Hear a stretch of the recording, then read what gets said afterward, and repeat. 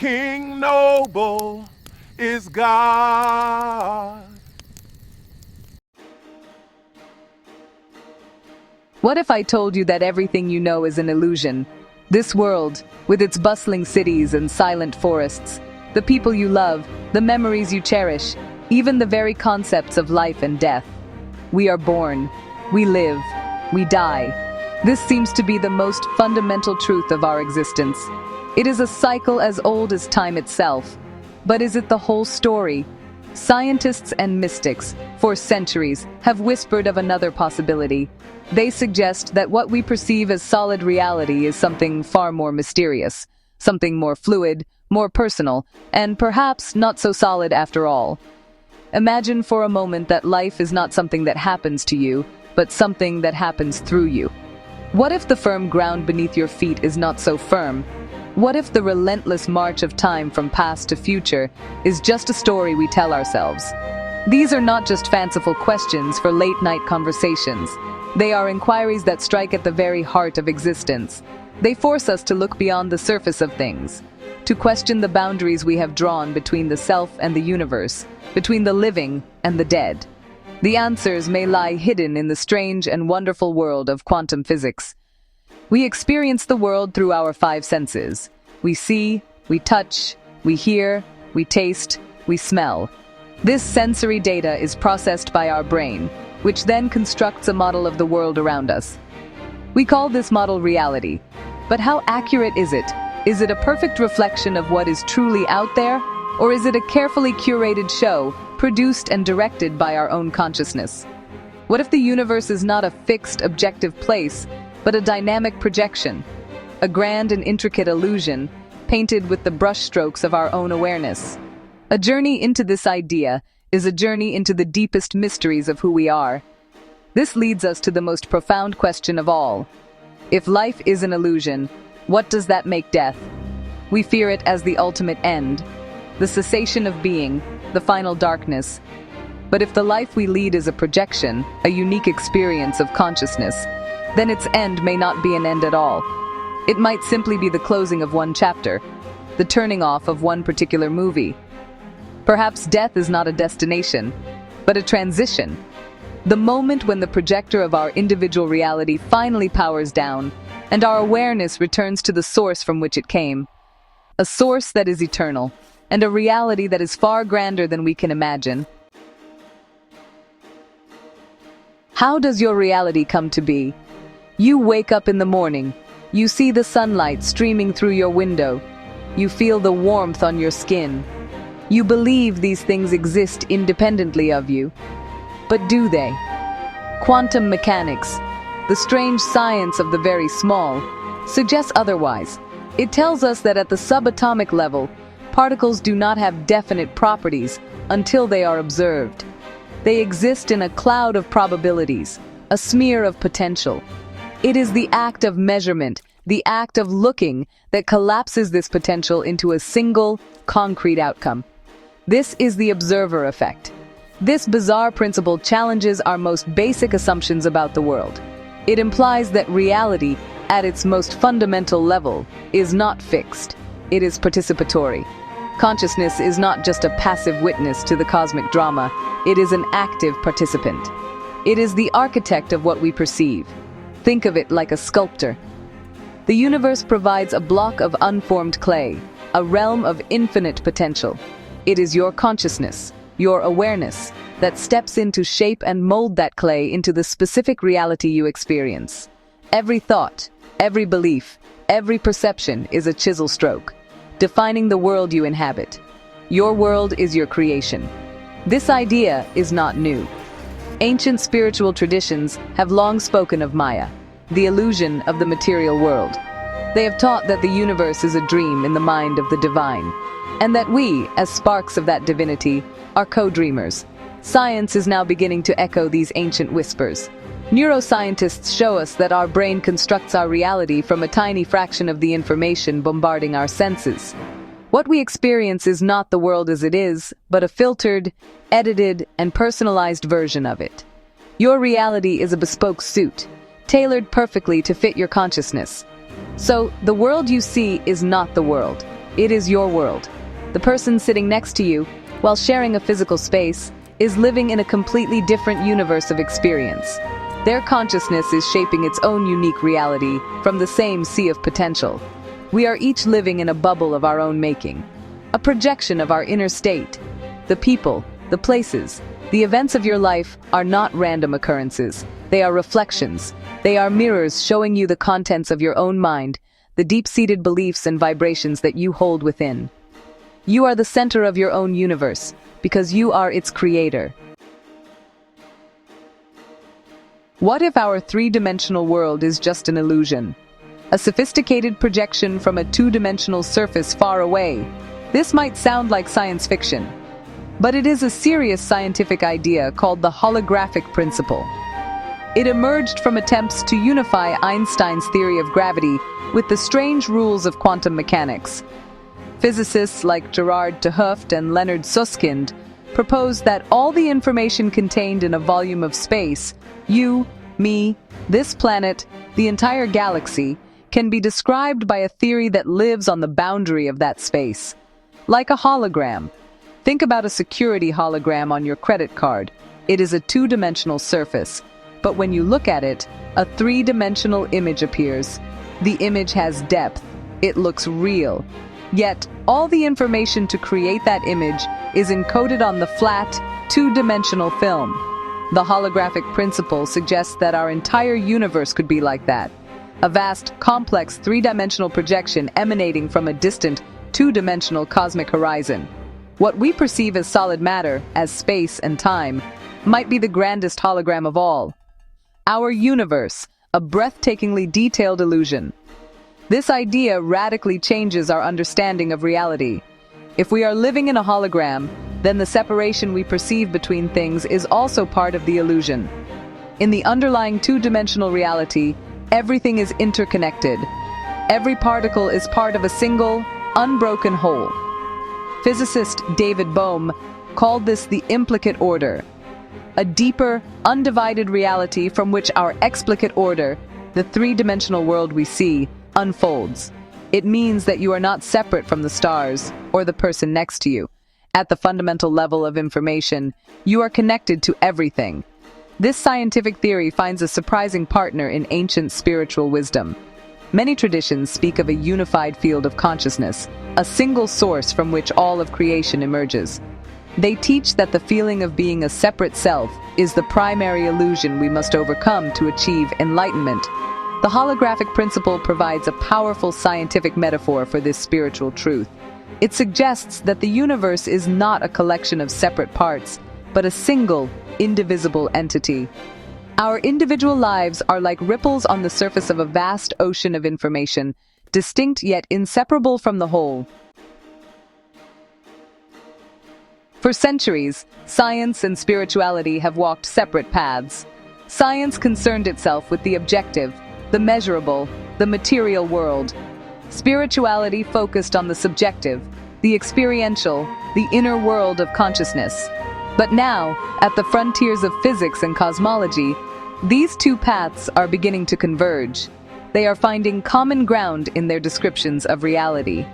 A new dialogue is emerging, one that weaves together the threads of empirical evidence and mystical insight into a richer tapestry of understanding.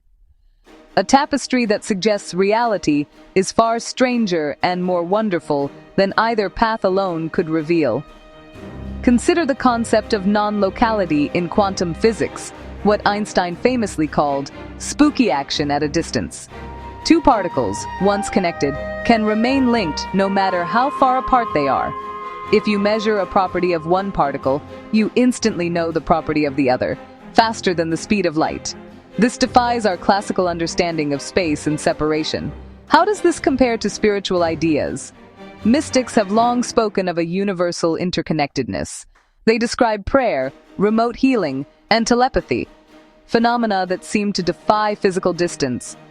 Quantum non-locality provides a potential scientific framework for these seemingly mystical connections.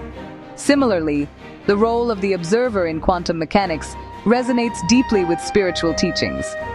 Science tells us that consciousness is not a bystander but a participant in creating reality. This is a cornerstone of many spiritual philosophies. They teach that our outer world is a reflection of our inner state. As within, so without. The world changes when we change our perception of it. This is no longer just a philosophical aphorism. It is a principle that seems to be baked into the very fabric of the cosmos. The universe is not a static stage. It is a responsive mirror to the consciousness that observes it. This convergence does not mean that science is proving spirituality, or that spirituality can replace the scientific method. Rather, it suggests they are two complementary ways of knowing. Two languages trying to describe the same ineffable reality. Science gives us the how, the mathematical models, and the experimental data. Spirituality gives us the why, the meaning, the purpose, and the direct experience of that reality. By bringing them together, we open ourselves to a more holistic understanding. An understanding where the universe is both a magnificent physical structure and a profound spiritual journey. Does a tree falling in the forest make a sound if no one is there to hear it?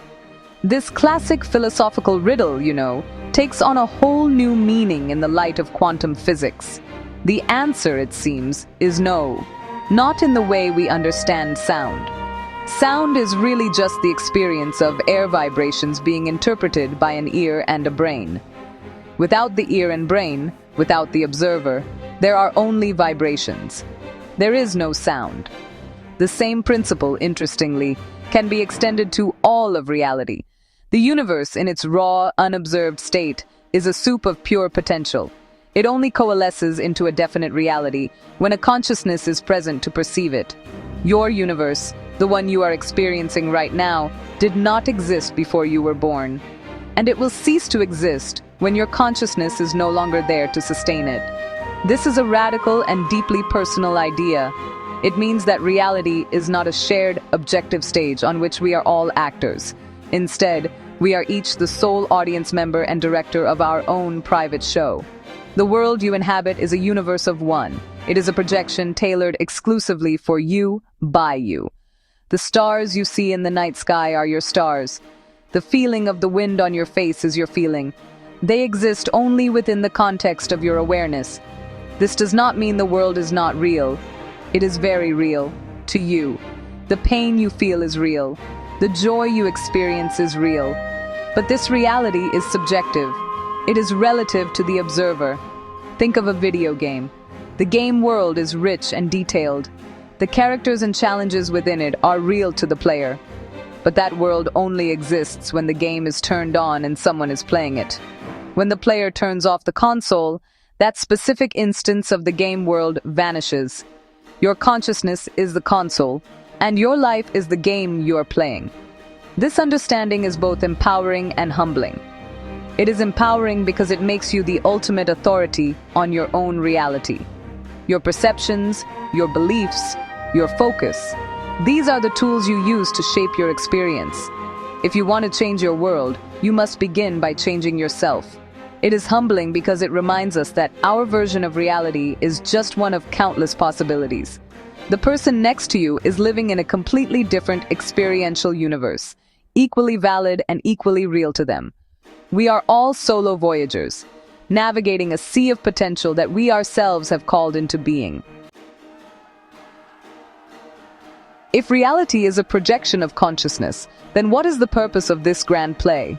Many spiritual traditions offer a beautiful metaphor. The world is a stage designed for the soul to experience itself. Before we enter this life, our consciousness exists in a state of unity, of pure potential. It knows everything, but, it has experienced nothing. It's like an actor who has memorized every line of every play ever written, but has never actually stepped onto a stage to perform. To truly know itself, consciousness needs to experience limitation. It needs to forget its own divinity.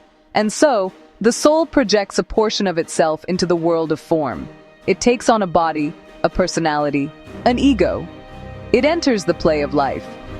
The people, places, and things in your life are not random. They are the other actors, the props, and the sets that your soul has chosen for its unique performance. The difficult boss, the loving partner, the unexpected challenge, They are all characters and plot points designed to evoke certain feelings and lessons. They are mirrors reflecting back to you the parts of yourself that you came here to explore. Every interaction is a scene, every day a new act.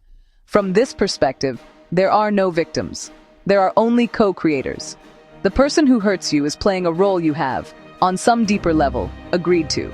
They are providing the conflict necessary for your character's growth. The person who helps you is playing the role of the guide, offering support at a crucial moment. This does not absolve anyone of their actions in the physical world, but it reframes the experience. It allows you to see the bigger picture, the soul's curriculum.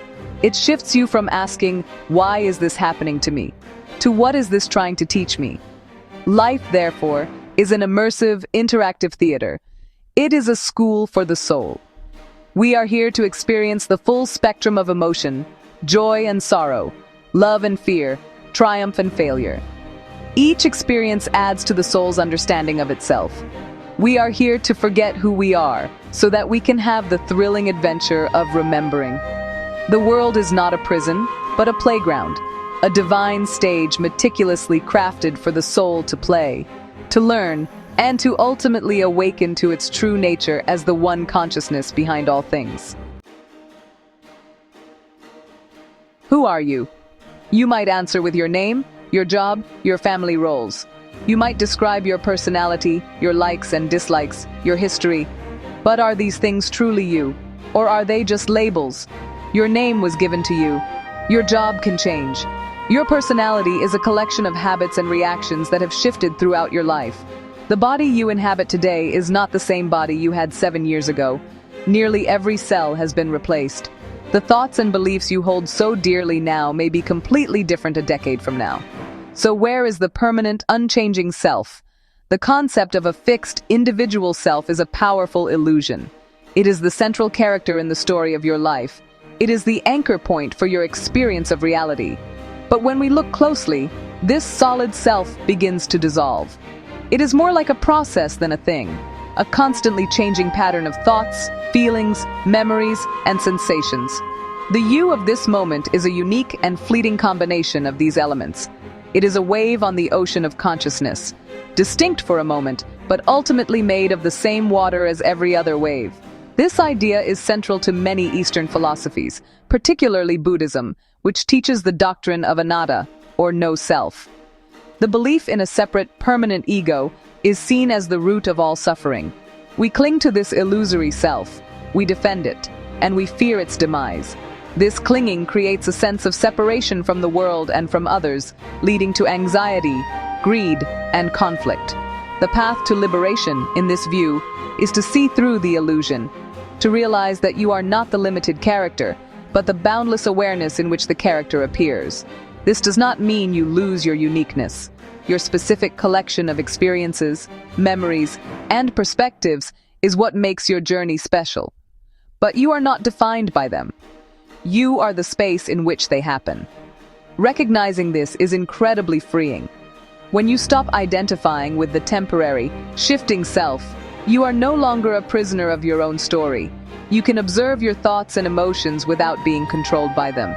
You can experience life's ups and downs with a sense of equanimity and grace, knowing that your true nature is untouched by the drama of the play. We are taught to fear death. It is the great unknown, the ultimate enemy, the end of everything we hold dear. Our identity, our relationships, our world, all gone in an instant. This fear is a natural consequence of identifying with the limited physical self. If you believe you are your body and your personality, then the demise of that body and personality is the ultimate catastrophe. But what if we have been looking at it all wrong? What if death is not an end, but a transformation? What if it is not a door closing, but a veil lifting? If life is a projection of consciousness, then death is simply the end of that specific projection. Think of it like watching a movie. You become engrossed in the story. You identify with the characters. You feel their joy and their pain. When the movie ends and the credits roll, the story is over. The characters cease to exist, but you, the viewer, are still there. You have not ended. You simply withdraw your attention from the screen. Death in this model is the moment when consciousness withdraws its attention from the movie of a particular human life. The experience of that life, all its memories, lessons, and emotions, is not lost. It is integrated back into the greater consciousness from which it came. Like a single drop of water returning to the ocean, it enriches the whole. The fear of oblivion is based on a misunderstanding.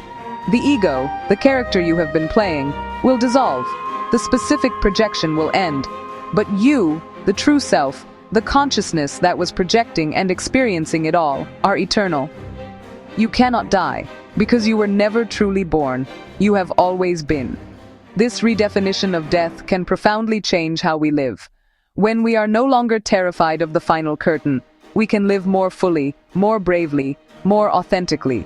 We can take risks, love deeply, and embrace the present moment without the constant shadow of anxiety. We can see our lives not as a desperate race against time, but as a precious opportunity to experience, to learn, and to grow. Death is not a failure. It is a graduation.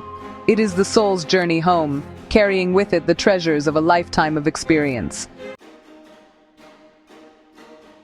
So where do we go from here? We have journeyed through the strange landscapes of quantum physics and ancient wisdom. We have questioned the very nature of life, death, and the self. It leads us to a final, breathtaking conclusion. Consciousness is the only true reality. Everything else, the material world, the passage of time, the story of your individual life, is a temporary manifestation within it. You are not a human being having a spiritual experience. You are a spiritual being having a human experience. An infinite consciousness, dreaming a finite dream. This is not a belief to be accepted blindly. It is an invitation to explore, to become a scientist of your own inner world. Pay attention to the nature of your own awareness. Notice that it is the one constant in your life. Thoughts come and go. Feelings rise and fall. Your body changes. The world around you transforms. But the silent witnessing presence behind it all, that has never changed. That is the clue. That is the thread that leads you back to the source. It is the timeless part of you that watches the movie of time unfold. What we call death, then, is simply an awakening from this dream. It is the moment the play ends and the actor takes off the mask. The character disappears, but the actor remains. The experience of being you, this unique and precious personality, will come to an end. But the consciousness that animated you, the light that shone through your eyes, will not be extinguished. It will merge back into the unified field, the cosmic ocean of being. It is a return to a state of wholeness, enriched by the journey of separation and limitation it has just completed. Ultimately, the illusion of life and death is the greatest story ever told. It is a divine drama of forgetting and remembering, of separation and reunion. And you are at its very center. Your life is a unique brushstroke in an infinite cosmic painting. Its purpose is not to last forever, but to add its unique color and texture to the whole. So live your story with passion. Play your part with courage, and know that when the final curtain falls, it is not an end. It is a homecoming. The dreamer is simply waking up. Throughout our lives, countless versions of us live inside the consciousness of everyone we interact with. Each person we meet, whether for a fleeting moment or over many years, carries a unique impression of who we are. These echoes of ourselves ripple outward, forming a mosaic of identities that exist beyond our own understanding. The idea of us is not a fixed entity, but a reactionary phenomenon, shaped and reshaped by every encounter, every relationship, every fleeting moment. Our sense of self is a living, breathing thing, constantly evolving as we move through the world and touch the lives of others. Who we are is never static. It is always relative to what and who we come in contact with. Our identity is a tapestry woven from countless threads, some bright, some subtle, each representing a different perspective, a different memory, a different story told about us. In this sense, there is no solid, unchanging us to die. What remains are the traces we leave behind, the memories, the feelings, the impressions that linger in the hearts and minds of others. Instead, we are a stream of impressions, endlessly refracted in the minds of others, forever shifting, never truly fixed. Our existence is a quantum journey, an endless dance of perception, connection, and transformation, echoing in other minds long after we are gone. When you look inward, who do you see? The image you hold of yourself is not the sum total of your being, but a carefully curated highlight reel, a selective memory assembled from moments that felt most significant, or stories that cast you in the light you wish to see. This self-image is an abstraction, an extraction, a version of you sculpted from fragments you chose to remember, while countless other experiences fade into the background. Yet this personal narrative is only one reflection in an endless hall of mirrors. Beyond your own mind, who you are is as infinite as the perspectives that perceive you. Each person who crosses your path carries their own version of you, a mosaic of impressions, sometimes at odds with the story you tell yourself. Your essence is not contained in a single, unchanging self, but scattered across 1,000 memories, each one painting you in new colors. The curated self is comfortable, familiar, a place to return to when the world feels uncertain. But the reality of who you are is far more expansive and far less controlled. You are a living paradox, the story you tell and the stories told about you, the self you know and the selves you can never fully grasp. In this contrast between the mirror and the mosaic, identity reveals itself as both illusion and infinite possibility. What if the you that gazes out from behind your eyes was never truly born? What if the sense of self you carry is not a fixed point, but a process, an unfolding event in the grand theater of existence? Not in the way we typically imagine. We often think of ourselves as entities, solid, unchanging, with a clear beginning and end. But what if that's just an illusion, a story we tell ourselves to make sense of the world? Instead, the self you've come to know is a convergence of memories, reactions, and chance encounters, an intricate collection of experiences and responses accumulated over time, shaping your personality and the very way you perceive yourself. Each memory, each fleeting moment, weaves another thread into the tapestry of your being.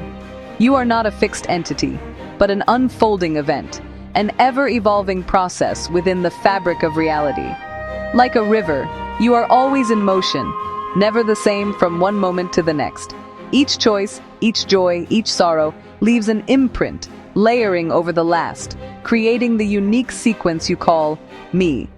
Your story is not written in stone, but in the shifting sands of experience. The person you identify as was not waiting in the wings to be born. Rather, you were a probability, a potentiality in the vast field of possibilities, waiting for the conditions to be just right for you to happen. You are the outcome of countless cosmic coincidences. This means the you know with all your quirks and habits could never be replicated, even if science cloned your body down to the last atom. Your essence is not in your molecules, but in the singular journey you've traveled. That clone would not be you, because it would not have traveled your path, felt your heartbreaks, or celebrated your triumphs. It would be a new event, a new unfolding, not a continuation of your own.